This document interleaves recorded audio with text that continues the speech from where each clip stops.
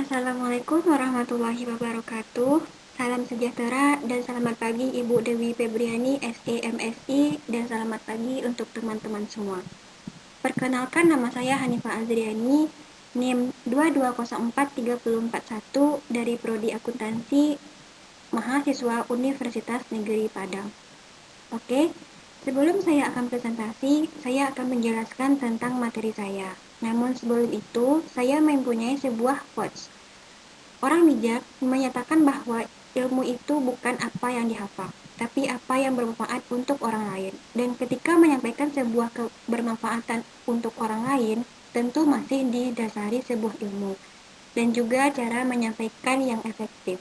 Maka pada kesempatan ini saya akan menjelaskan tentang hukum dan masyarakat.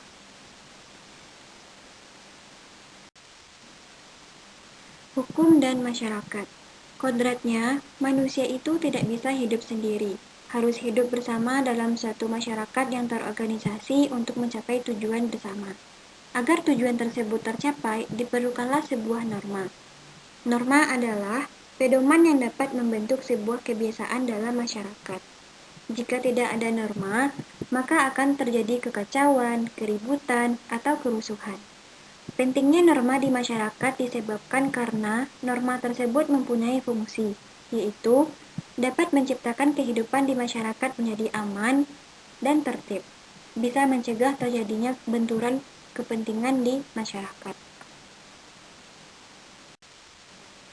Norma. Berbicara tentang norma, norma itu bukanlah suatu kata atau istilah yang asing di telinga kita.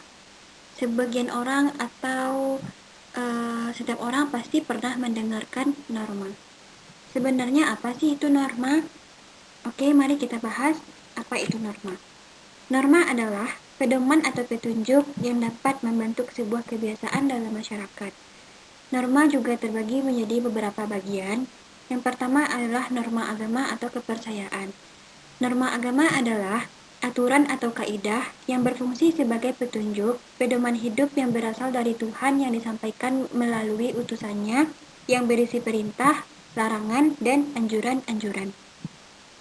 Contoh dari norma agama ini misalnya adalah menjalankan syariat seperti sholat dan ibadah lainnya sesuai dengan kepercayaan masing-masing. Yang kedua adalah norma kesusilaan. Norma kesusilaan adalah suatu aturan yang dilandasi hati nurani dan budi pekerti atau akhlak. Contoh dari norma kesusilaan ini adalah saling menghormati sesama manusia. Dan yang ketiga, norma sopan santun. Norma kesopanan adalah perilaku yang mencerminkan tentang kebiasaan, kepatutan, dan kepantasan seorang manusia terhadap sesamanya. Norma ini berangkat dari adat istiadat, nilai-nilai masyarakat, dan kebiasaan seseorang. Contoh dari norma sopan santun ini adalah menghormati orang yang lebih tua. Dan yang terakhir, norma hukum. Norma hukum adalah aturan yang dibuat secara resmi oleh penguasa negara, mengikat setiap orang yang berlakunya dapat dipaksakan oleh aparat negara yang berwenang sehingga berlakunya dapat dipertahankan. Contoh dari norma hukum ini adalah mentaati rambu lalu lintas dan membayar pajak. Hukum privat. Hukum privat terbagi menjadi dua bagian, yaitu yang pertama hukum sipil atau perdata. Hukum perdata adalah ketentuan-ketentuan yang mengatur hak dan kewajiban seseorang dalam masyarakat. Yang kedua, hukum dagang. Hukum dagang adalah hukum yang mengatur soal-soal perdagangan, yaitu soal-soal yang timbul karena tingkah laku manusia dalam perdagangan atau perniagaan.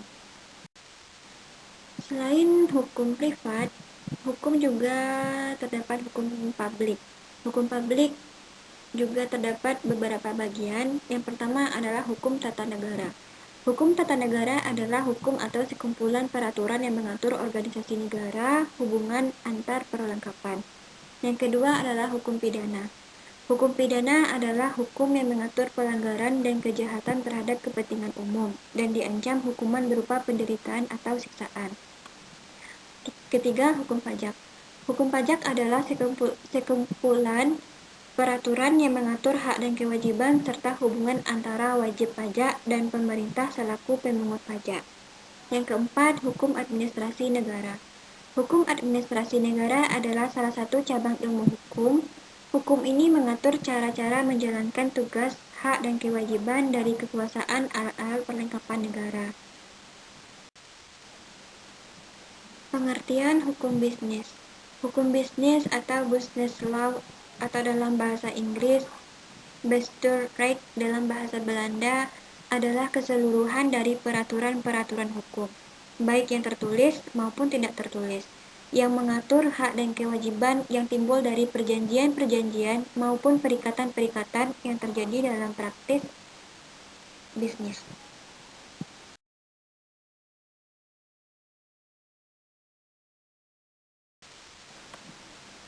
Subjek hukum dan objek hukum. Subjek hukum, sesuatu yang menurut hukum dapat memiliki hak dan kewajiban yang memiliki kewenangan untuk bertindak. Yang kedua, objek hukum, segala sesuatu yang bisa berguna bagi subjek hukum dan dapat menjadi pokok suatu hubungan hukum yang dilakukan subjek hukum. Biasanya dinamakan benda atau hak yang dapat dimiliki atau dikuasai oleh subjek hukum.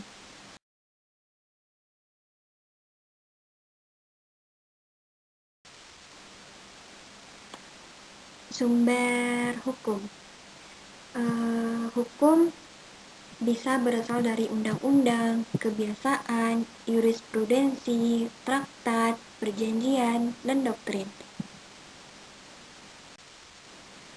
Sistem hukum Indonesia.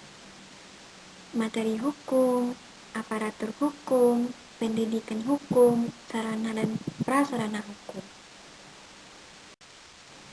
Oke, teman-teman sekalian, telah sampai di penghujung presentasi saya.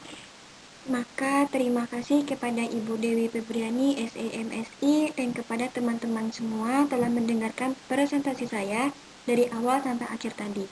Jika ada salah kata atau tidak berkenan di hati, maka saya ucapkan mohon maaf sebesar-besarnya jika ada kata yang salah dan janggal. Terima kasih semuanya. Assalamualaikum warahmatullahi wabarakatuh.